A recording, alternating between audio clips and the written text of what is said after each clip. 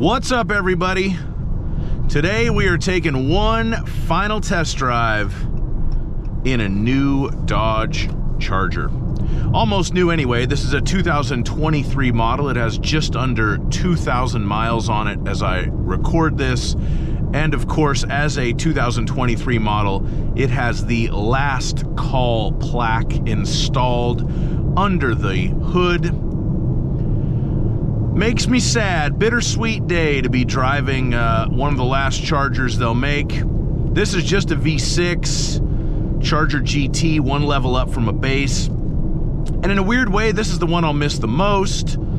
I actually tried to buy one of these cars a few years ago. I was trying to trade in a Forester XT that I had bought and already fallen out of love with 500 miles into it for an all-wheel drive V6 Charger. It didn't work, but I've always had a thing for these cars. I love the way they drive, and to me, it is the best rental car ever. Big, comfortable. It's the perfect car to be handed the keys to after a tough day of travel or an exhausting flight, listening to little kids whine and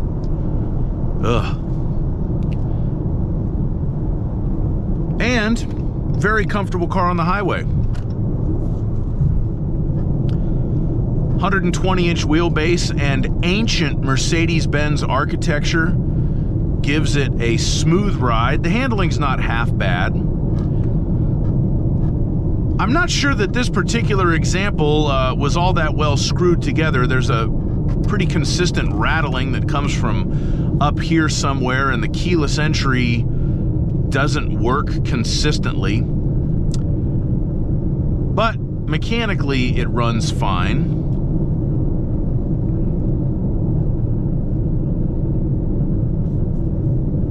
I really will miss these cars. I think they look fantastic. I love the concept of a big sedan. That is something that has been steadily going the way of the dodo bird because of people's love affair with SUVs that certainly doesn't seem to be going away anytime soon.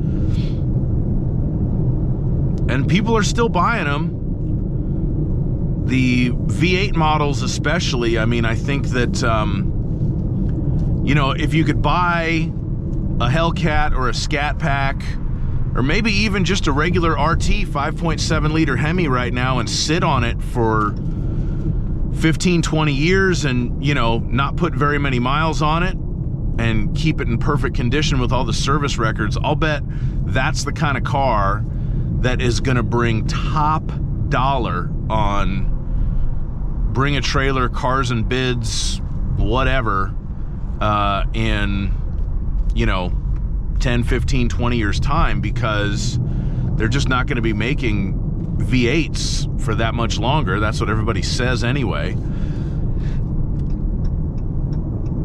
But we'll see. There are a ton of these things out there. But they're cars that get used. I mean, most people don't drive or buy a Charger or a Challenger to mothball it. Handling is steady as she goes. Nice steering feel. Certainly wouldn't say that it has sports car handling. It does have a 120-inch wheelbase, and especially in sort of GT trim, that's not what it's meant for. This one has 20-inch rims from the factory, and the ride feels very smooth and compliant. Last year, I actually drove one of these with 22s on it. They were aftermarket 22-inch rims, and I was surprised at how well that car drove. The suspension really handled the additional wheel size and the lack of sidewall from the tire very, very well. So I can see why people put giant rims on these things on a regular basis.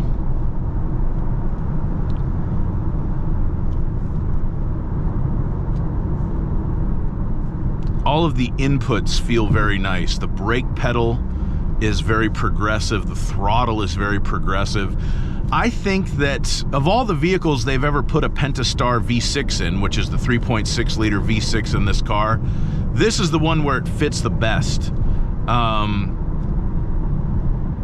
In a Chrysler 200 or a Dodge Avenger front wheel drive, it was just a little much in those cars. You got a lot of wheel chirping and torque steer, and those cars had a lot of other issues anyway that made them undesirable. I feel like this motor in a 1500 quad cab Workman pickup truck is a little bit overmatched, especially if you're planning on doing any actual work in it.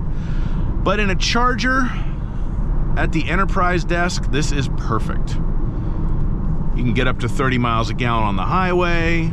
It's got enough power. It sounds okay.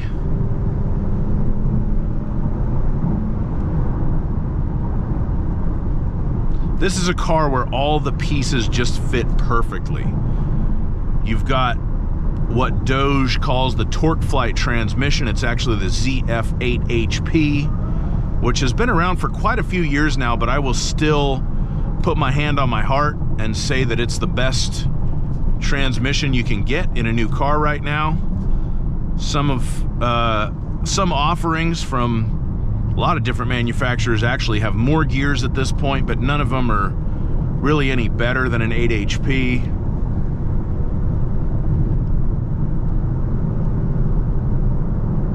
Feels so planted on the highway.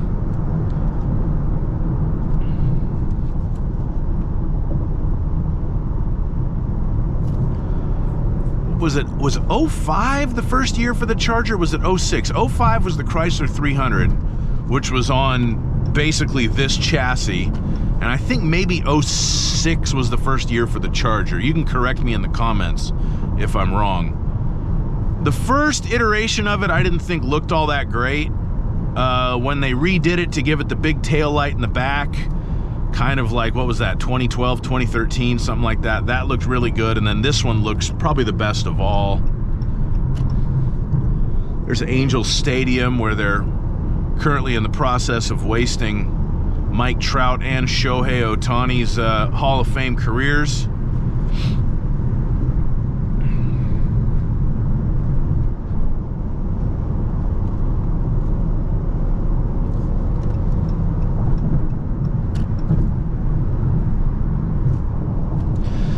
Apparently they're going to replace this with some sort of electric vehicle.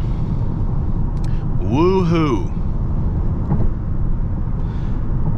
Oh, there's a Toyota BZ4X. Speaking of electric vehicles, that one appears to have all four wheels firmly affixed to it, which is good. Not every BZ4X can make that claim. I actually don't have really anything against electric vehicles from an ideological standpoint. If it works well for someone's lifestyle, bully for them. But I've just decided I don't like them that much personally, just as a personal opinion. And that is an opinion that may change over time. And I do feel like the onus is on me to drive more electric vehicles and become more familiar with more different variations of them. But I recently spent a few days with a base model Ford Mustang Mach-E, and I like Fords and I like Mustangs, and I didn't really love that one. So I don't know. I feel like that's a loss to get rid of the gasoline-powered Chargers and go for some also-ran electric car that I'm not sure that anybody's going to care about. Although maybe I'm wrong. Maybe it will be a brilliant electric automobile, and I'll end up trying to buy one of those someday too, just like I tried to buy a gasoline Charger one time. I don't know. I'm not holding my breath. V6 gives you good passing power if you need it. No issues there. Obviously the V8s are faster, but if you're looking at buying one of these while you still have the opportunity to do so, if it's just going to be a daily driver, I certainly don't think the V8s are necessary. I think a V6 for the fuel economy benefits is certainly worth a look if you don't need a fast car. And it's not that this is slow, it's just obviously not as quick as an RT or a Scat Pack or a Hellcat. The cats and the scats, as they like to call them. These things do attract a disparate clientele. Maybe one other advantage of getting a V6 is it'd be less likely to get stolen, because I guess the more powerful V8 cars are some of the most stolen cars on the roads in certain areas of the United States. Of course, the police drive them. I've also looked at buying a Charger Pursuit from a police auction. I do own an old Ford Crown Victoria that I bought from a police auction, and I've considered replacing it with a Charger Pursuit. Because you could get them with all-wheel drive, but that's something that hasn't come to fruition yet. I think it's the genuine sound that a gasoline engine makes that I miss the most when I'm driving an electric car. And some electric cars do make really cool noises, even if they are artificial. I don't have as much of a problem with that as some people do, but just to know that there's something mechanically happening, and that's what's generating the noise. And I know that electric cars are allegedly better for the environment.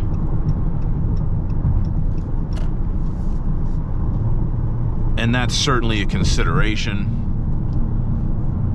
But call me old, but I still love gas. Whee! I love the build of the power. Electric cars don't do that either. They've got it all at 0 RPM and then they just trail off unless there's some gearing trickery. And there's a Tesla wrapped in a goofy color, as Tesla owners like to do, since they only ever build them in like 3 colors at a time. And there's another Tesla.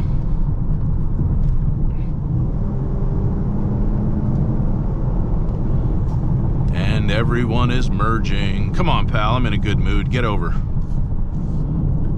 This guy doesn't understand the bright flash. Oh, he got it. Good job, good job. There you go.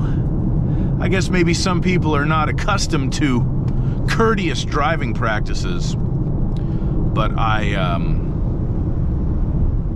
try to be a courteous driver. We all have to share the roads. We all have to get where we're going. And the more eagle-eye viewer watching this test drive video will now note that I have pretty much made a loop. And I'm recording this on a little tiny micro SD card that I just bought from that Best Buy, because my GoPro made a liar out of itself. It said it had 30% capacity when I left the house, and then as soon as I hit record, it immediately said SD card full. So, anyway, I'm gonna wrap this up. I appreciate you watching my video. I love a Dodge Charger. I hope you do too. Please leave me a comment. Tell me how much you're gonna miss this car. And like the video, subscribe to my channel, all that good stuff. And have yourself a great day. Bye-bye.